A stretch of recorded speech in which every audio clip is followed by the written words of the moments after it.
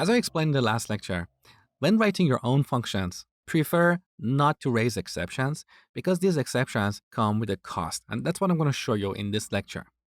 So from the timeIt module, I'm going to import a function called timeIt. With this function, we can calculate the execution time of some Python code. So this is how it works.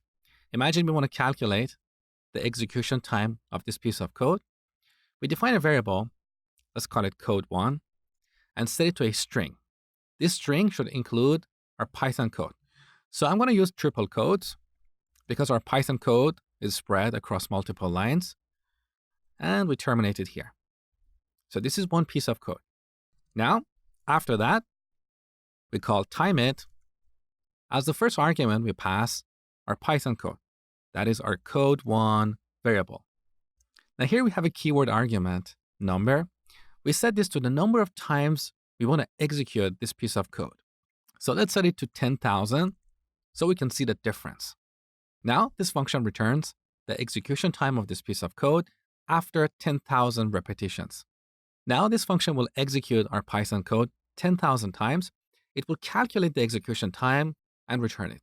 So we can simply print it on a terminal. I would like to add a label as well. Let's say first code. Now, open up the terminal window. You can run this using Code Runner. So type Python app.py. You can see our program was executed 10,000 times, and we got 10,000 messages here, and here's the execution time. Now to clean this up, let's go back to our except clause. I don't want to print this error message, so let's use the pass statement. This pass statement is a statement that doesn't do anything, and we need to use that here because we cannot have an empty except block, okay? So save the changes, back in the terminal, let's run this one more time. So here's the total execution time. Now let's try a different approach. Back in our calculate x factor function, instead of raising an exception if age is 0 or less, we can return a value like none. So I'm going to select this entire code, copy it, then paste it. Let's change this variable's name to code2.